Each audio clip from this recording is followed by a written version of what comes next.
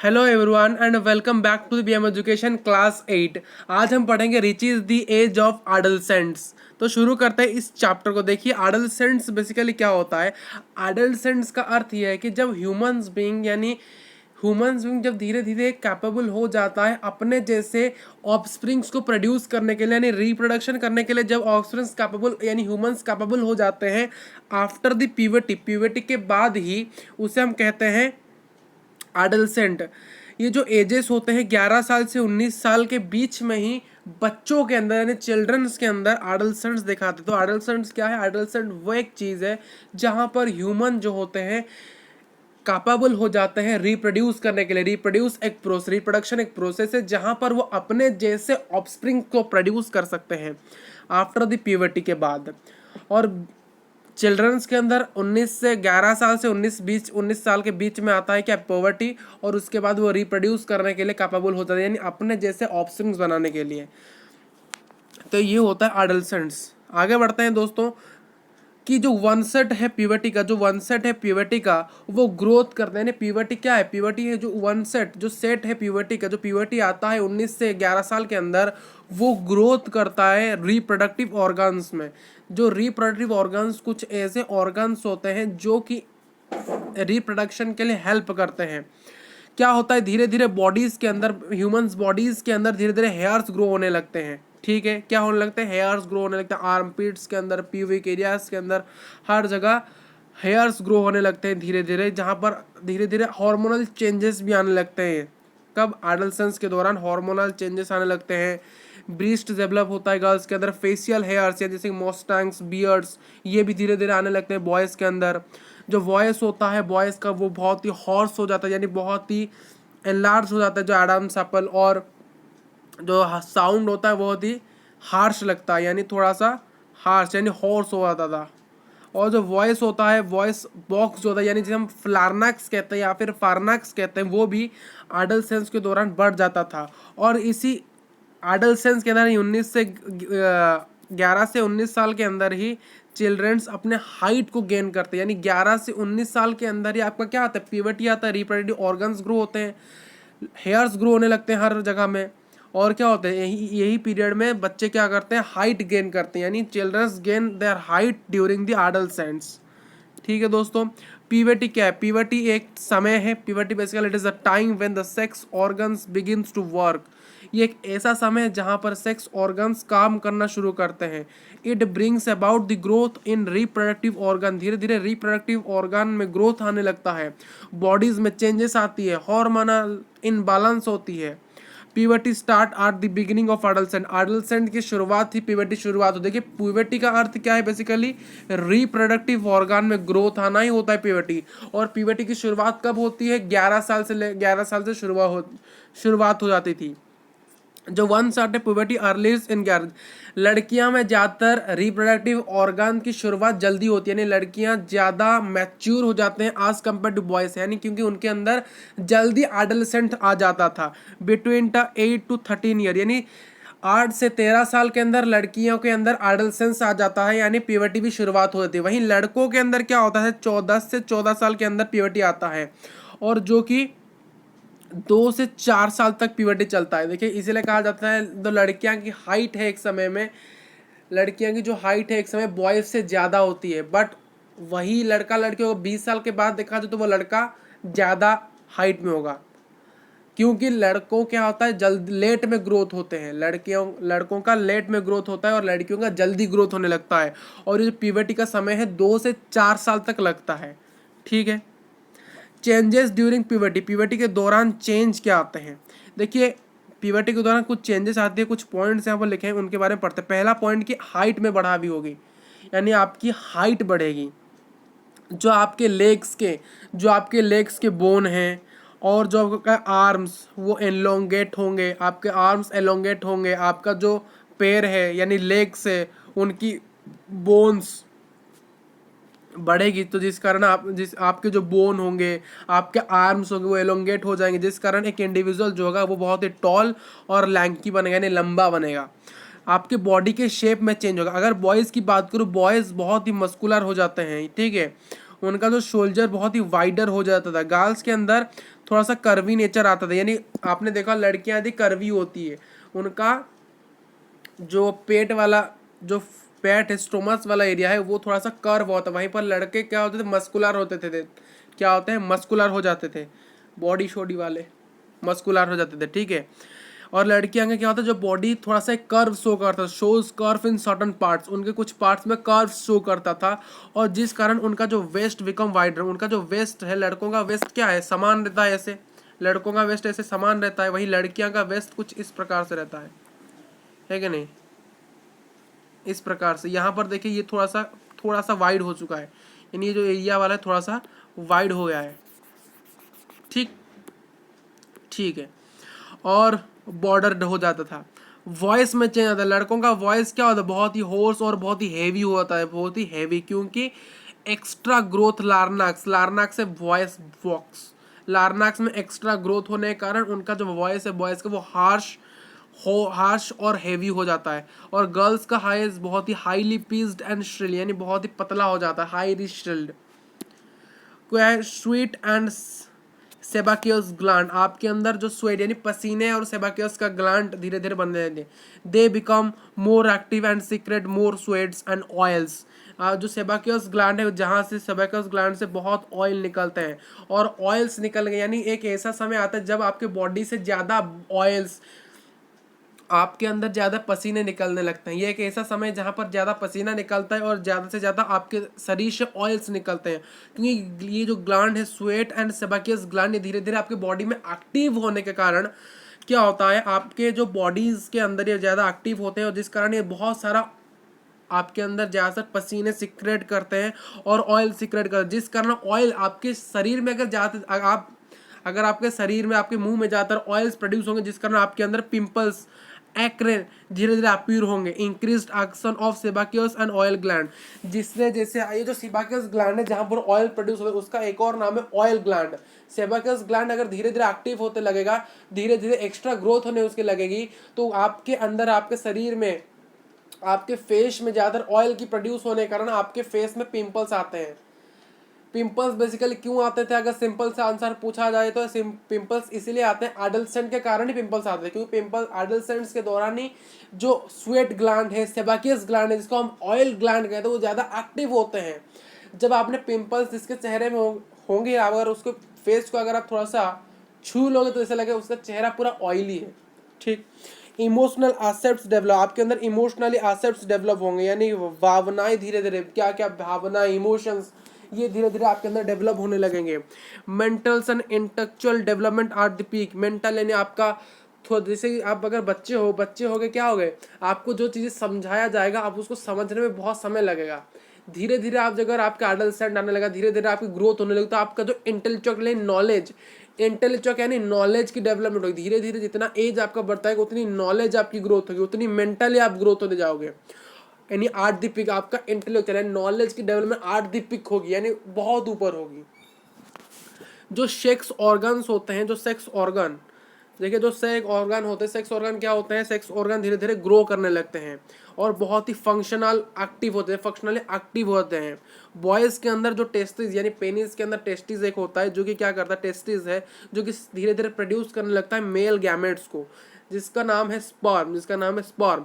और फीमेल के अंदर जो ओवारीज है, ओवारी धीरे धीरे ग्रो करता है और रिलीज करता है एक mature egg in the periodic cycle of 28 दिन।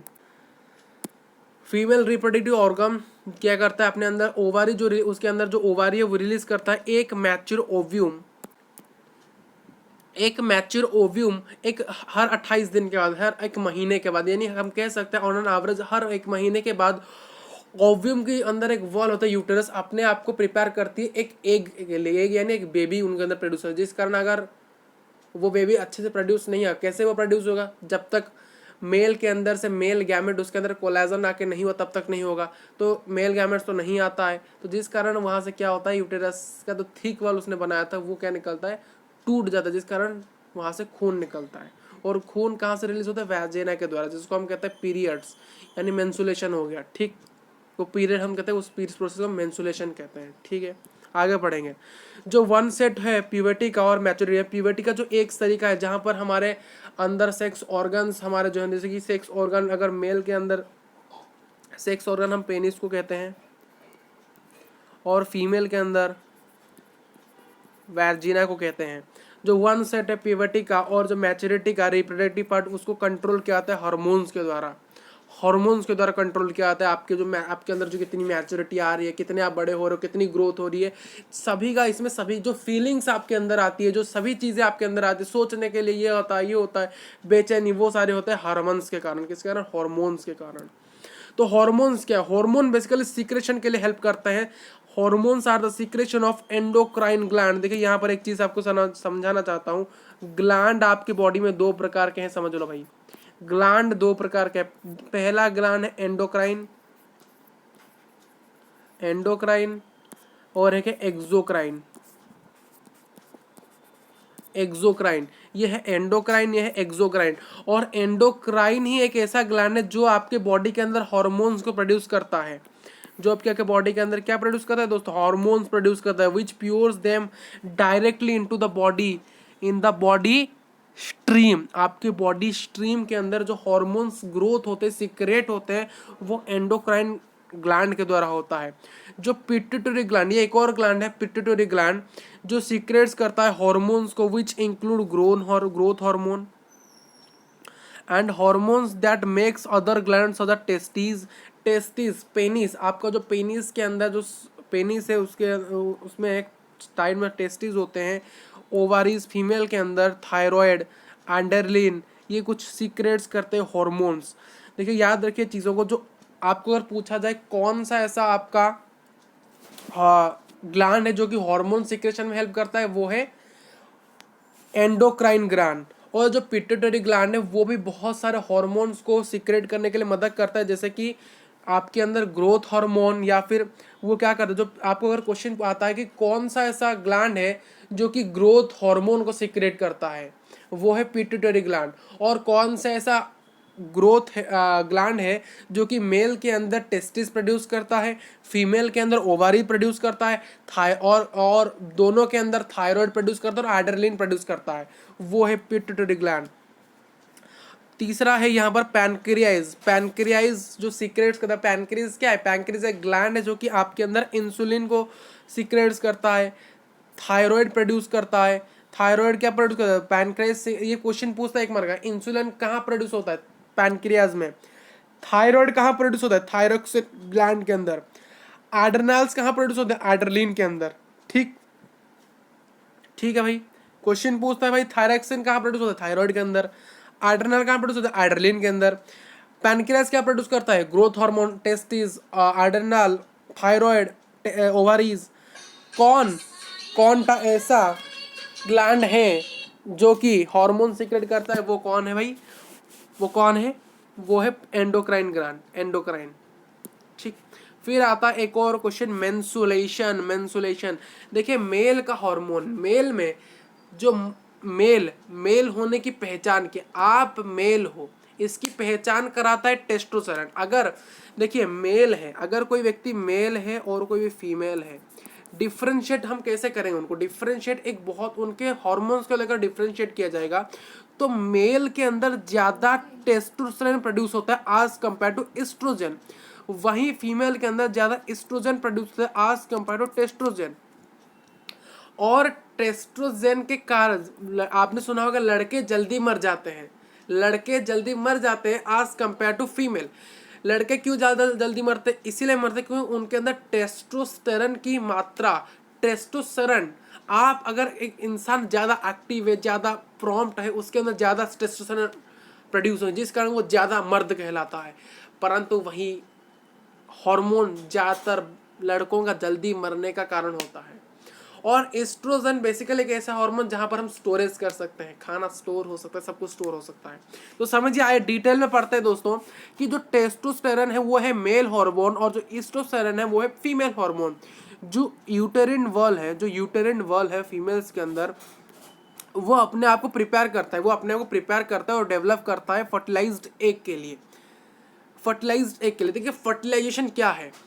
फर्टिलाइजेशन बेसिकली कुछ नहीं है, फर्टिलाइजेशन ये है जब मेल के रिप्रोडक्टिव पार्ट से स्पर्म निकलेगा और फीमेल के रिप्रोडक्टिव आर्ट के अंदर अंदर जाएगा और फ्यूज जाकर होगा फीमेल के ओवारी के साथ, फीमेल के बॉडी के अंदर ओवारीज के साथ, तब वो मिलकर एक फ्यूज्ड उनके अंदर होता है जिसको हम फर्टिलाइजेशन कहते हैं। यानी मेल गैमेट और फीमेल गैमेट का मिलाप को हम फर्टिलाइजेशन कहते हैं।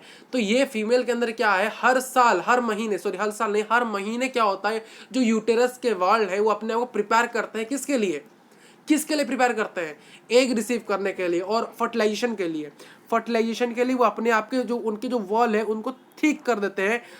क्या करते हैं, थिक्ड कर देते हैं, उनके जो वॉल से ठीक होते हैं उनको ठीक क्यों करते हैं, अपने आप को प्रिपेयर कर देते हैं एग बनाने के लिए। यानी बाद में वो एग जाकर बेबी प्रोड्यूस हो जाएगा, क्या हो जाएगा, बेबी हो जाएगा, ऑफस्प्रिंग हम जैसे कहते हैं।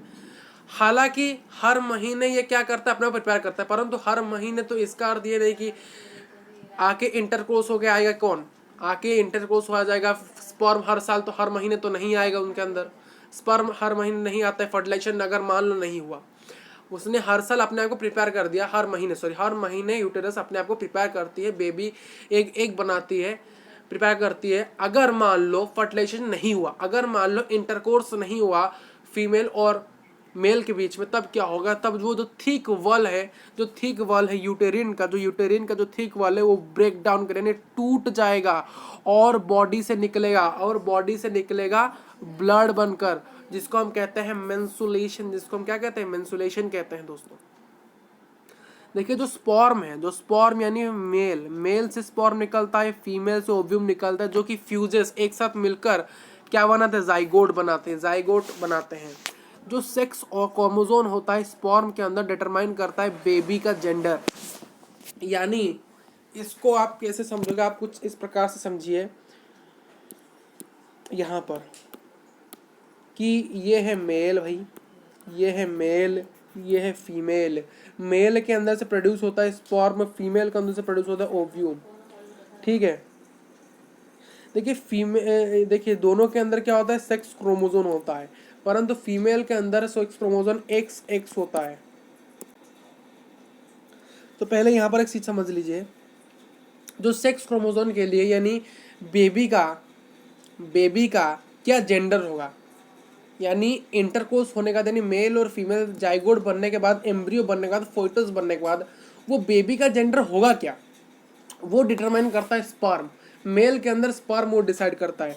तो ह्यूमंस के पास 23 पेयर ऑफ क्रोमोसोम होते हैं ईच सेल, यानी हर सेल के अंदर। यानी क्या होता है, जो क्रोमोसोम होता है, यानी क्रोमोसोम कहाँ होता है, यहाँ पर ये भी देखिए भाई, क्रोमोसोम कहाँ होता है,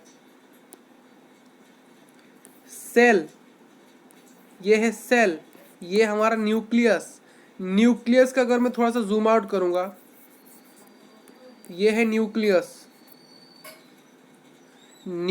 के अंदर होता है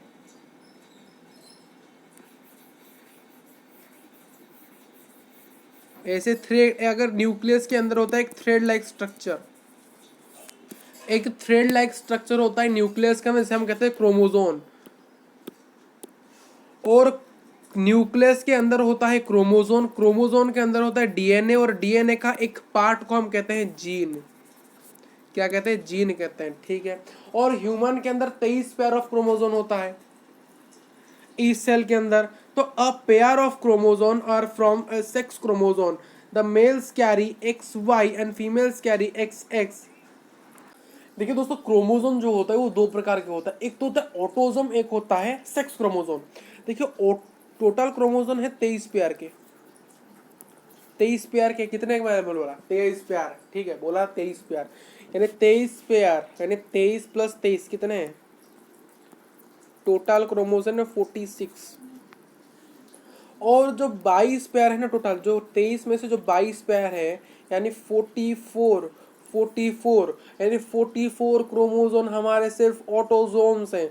और बचा हुआ जो एक पेयर है, जो है दो, जो एक पेयर हमारा जो दो क्रोमोसोम है, वो होता है सेक्स क्रोमोसोम। तो चीज़ों को समझिए अभी दोस्तों। देखिए मेल होता है, जो मेल भाई यहाँ पर लिखिए, और जो फीमेल यहाँ पर लिखिए। मेल से निकलता है क्या, स्पर्म निकलता है भाई। फीमेल के पास होता है ओव्यूम, मेल का जो क्रोमोजोन है, जो एक क्रोमोजोन है वो है X Y, X Y, X Y chromosome है मेल का, और एक्स क्रोमोजोन है फीमेल का। याद रहा दोस्तों? या देखिए जो एक्स एक वाई है ये क्या है, क्रोमोजोन्स के नाम है। मेल का जो दो क्रोमोजोन है ना, यानी टोटल क्रोमोजोन कितने हैं 46, टोटल क्रोमोजोन 46, 23 प्यार है तो कितने क्रोमोजोन होंगे 46, तो 44 उनमें से 44, अगर 46 44 यानी 22 पेयर तो मैंने बोला ऑटोसोम है। और जो एक, जो दो बच गए यानी दो, यानी जो दो क्रोमोजोन बच गए, जो दो क्रोमोजोन है यानी जो एक पेयर है, जो एक पेयर है मेल के अंदर, जो एक पेयर है वो डिसमैच्ड है। यानी जो एक पार यानी दो क्रोमोजोन जो मेल के अंदर है वो एक क्रोमो, यानी मेल के अंदर जो दो क्रोमोजोन है वो सेक्स क्रोमोजोन है, और फीमेल के अंदर दो क्रोमोजोन है और सेक्स क्रोमोजोन है, और बचे हुए वो ऑटोजोम्स हैं। तो मेल के अंदर जो पहला क्रोमोजोन है वो है एक्स, और वाई है दूसरा, यानी ये एक पेयर हुए। तो मेल के अंदर एक क्रोमोजोन है एक्स और दूसरा क्रोमोजोन भी एक्स है, तो ये क्या है, एक पेयर है। अगर मान लो भाई, अगर फीमेल से एक क्रोमोजोन प्रोड्यूस हुआ, अगर मेल से एक क्रोमोजोन प्रोड्यूस हुआ और फीमेल से भी एक क्रोमोजोन प्रोड्यूस हुआ, अगर ये दोनों का फ्यूजन अगर हो गया, यानी दोनों का मिलाप हो गया, तो भाई जो हमारा ऑफस्प्रिंग होगा ना, जो ऑफस्प्रिंग बेबी प्रोड्यूस होगा फ्यूचर में, वो लड़की होगी, वो लड़की होगी, वो लड़की यानी गर्ल होगी। अगर मेल से, अगर भाई अगर मेल से वाई प्रोड्यूस होता है, अगर गर्ल, अगर मेल से वाई प्रोड्यूस होता है और फीमेल से तो वही एक्स ही प्रोड्यूस होगा, तो दोनों का मिलाप होने से निकल जाएगा बॉय। तो यहाँ पर वही चीज़ लिखी गई है भाई आपके लिए, क्या पढ़ लेते हैं थोड़ा सा। जो मेल होता है वो एक्स वाई कैरी करता है, फीमेल एक्स एक्स क्रोमोजोन कैरी करता है, बढ़िया सी बात है।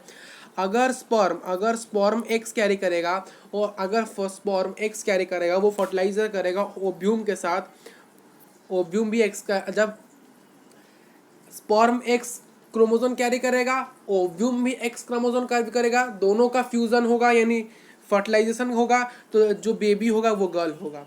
अगर स्पर्म वाई क्रोमोजोन कैरी करेगा और ओव्यूम तो वही एक्स कैरी करेगा, दोनों का जब फर्टिलाइजेशन होगा, दोनों का जब फर्टिलाइजेशन होगा, होगा कि नहीं होगा, दोनों का जब फर्टिलाइजेशन होगा तो जो बेबी होगा ना, फ्यूचर बेबी, वो क्या होगा, बॉय होगा। ठीक है भाई, याद रखो बॉय होगा। और hence the males are the responsible for the baby. अब सुन लो भाई और बहनों, भाई लोग तुम सुनो, तुम भाई इसीलिए हो क्योंकि तुम्हारे फादर ने एक्स क्रोमोजोन डाला था, या फिर ऐसे समझ लो, जो अभी मेल है ना, जो अभी मेल है, जो मेल, आप मेल क्यों हो, क्योंकि आपके पेरेंट्स के द्वारा क्या निकला है, X X X X girl, X Y boy. बहुत सारे बच्चे क्या होंगे, समझते हैं सर ये ऑकवर्ड सी बातें हैं, बट ऑकवर्ड सी बातें नहीं है। अगर ये ऑकवर्ड सी बातें आपको लग रही है ना, तो आप पढ़ने, अगर दोस्तों ये सिर्फ इंग्लिश में लिख गए हैं, आपको इसीलिए ऑकवर्ड नहीं लग रहा है, जो हिंदी मीडियम वाले बच्चे उनको तो हिंदी में लिखा होगा ना,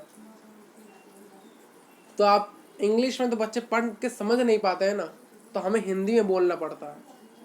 और इस हम इतना भी हिंदी नहीं बोले, बीच बीच में हमने सुना होगा जैसे कि ब्रेस्ट वर्ड लिखा है, गर्ल्स में ब्रेस्ट डेवलप होती है, अब तो हिंदी में उसे बोल नहीं सकते हैं, वो ऑकवर्ड सी भावना है, वो कैसी भावना है, ऑकवर्ड सी भावना है। और जो मेल है ये तो नहीं कहेंगे आपके फादर ने, आप जब रिप्रोडक्शन के दौरान आप तो ये नहीं कहेंगे कि जो अभी वो बॉय इस वीडियो को देख रही है तो आपसे नहीं कहेगा कि आपके जो फादर है उन्होंने एक्स क्रोमोजोन रिलीज किया रिप्रोडक्शन को, वाई क्रोमोजोन रिलीज करने के कारण आप बॉय हो। ऐसे बोलेंगे तो लड़के कमेंट करेंगे भाई सर आप तो अश्लील हो, अब अच्छे नहीं हो, अब अच्छे नहीं हो। पर क्या करें दोस्तों, इसलिए मैंने कुछ चीज़ें आपको नहीं बताई, कुछ चीज़ें नहीं बतानी भी चाहिए, पूरे खुले दिल से इस चैप्टर को नहीं पढ़ाना चाहिए, क्योंकि ये कुछ चीज़ें हैं इंडियन सोसाइटी में उसे नहीं माना जाता है। अगर कोई सेक्स क्रोमोजोन, सेक्स इनके बारे में बात करे सोसाइटी के अंदर, बहुत ख़राब माना जाता है उसे, उस व्यक्ति को, क्या करे भाई। बट आपके बुक में तो लिखा गया है तो पढ़ाना पड़ेगा। ये नहीं कि ये चैप्टर आपका हाथ छोड़े, चैप्टर फिर से 10वीं क्लास में आएगा रिप्रोडक्शन नाम से, reproduction in plants and animals के नाम से आएगा, या फिर हाउ डू ऑर्गेनिज्म रिप्रोड्यूस के नाम से कक्षा 10वीं में आएगा। फिर से यही वाला चैप्टर कक्षा 12वीं में आप पढ़ोगे, बहुत डिटेल में, बहुत डिटेल में पढ़ो। क्या करें भाई, यही जो कॉन्सेप्ट सेक्स क्रोमोसोम का कॉन्सेप्ट कक्षा 10वीं के एग्जाम में 5 मार्क आता है, कक्षा 10वीं के एग्जाम में 5 मार्क आता है, यही कॉन्सेप्ट आता है दोस्तों। यही कॉन्सेप्ट बोलता है डिटरमाइन द सेक्स, कैसे सेक्स को डिटरमाइन किया आता है मेल और फीमेल के ह्यूमन बींग्स के अंदर, कारण यही है। क्लियर हुआ? ठीक है। रिप्रोडक्टिव हेल्थ ये लास्ट टॉपिक है, फिर वाइंड अप करेंगे इस चीज को, ठीक है। It is important to eat balanced food and maintain personal hygiene during adolescence के दौरान अच्छा फूड खाना चाहिए। क्यों खाना चाहिए? देखिए, अगर आपने अच्छा फूड आप नहीं खा रहे हो तो आपकी हाइट ज़्यादा नहीं बढ़ेगी, ग्रोथ में रुकावट, डेवलपमेंट में रुकावट होगी, आपके अंदर जो पर्सनल हाइजीन है वो खराब होगी। इसलिए एडोलेसेंट के दौरान इस चीज़ का ध्यान रखिए भाई। आपके प्राइवेट पार्ट्स को, ये तो नहीं बताएंगे प्राइवेट पार्ट्स क्या है, आप समझ जाइए, जो आपके प्राइवेट पार्ट्स है उनको रेगुलर क्लीन करना चाहिए। Cleaning the private parts is very important to possible infection ना होने के लिए, इन्फेक्शन ना होने से आपके जो ह्यूमन बींग्स हैं जो क्लीनिंग करना चाहिए प्राइवेट पार्ट्स को, ठीक है। जो एक्टिवेट होता है स्वेट्स ग्लैंड इंक्रीज, जो धीरे धीरे आपके बॉडी के अंदर पसीने का ग्लैंड, स्वेट ग्लैंड जो इंक्रीज होता है प्यूबर्टी के दौरान, और जिसके कारण आपके बॉडी से बहुत ही बैड स्मेल, बहुत ही खराब ऑर्डर का अर्थ क्या, ऑर्डर का अर्थ है सुगंध, स्मेल, बहुत बदबू आपके शरीर से आती है। तो इसलिए आपको फ्रीक्वेंटली नहाना चाहिए। क्या करना चाहिए? फ्रीक्वेंटली नहाना बहुत ज़रूरी है, क्योंकि आपके बॉडी के अंदर अभी क्या है, स्वेट ग्लैंड इंक्रीज हो गया है। Physical exercise keeps the body fit and healthy as relates a lot of sweats. आपको क्या करना है? फिजिकल एक्सरसाइज करना चाहिए, कार्डियो करना चाहिए, जिस कारण आपके बॉडी का फिट रहेगा और हेल्दी रहेगा, और जिस कारण आपकी बॉडी से बहुत सारे पसीने निकलेंगे, और पसीना निकलना भी अच्छी बात है। Peer pressure is the best addressed by self confidence and healthy life से। Peer pressure is best addressed, जो पीयर प्रेशर है ना, peer pressure is addressed by self confidence and healthy life. आपके पीयर प्रेशर जो होता है, यानी आपके माँ बाप ने आपके ऊपर प्रेशर करते हैं, आपके फ्रेंड्स आपके ऊपर प्रेशर करते हैं कुछ अच्छा करने के लिए, जो कि आपके सेल्फ कॉन्फिडेंस को बूस्ट करता है और आपको हेल्दी लाइफस्टाइल जीने के लिए अच्छा रहता है। दोस्तों,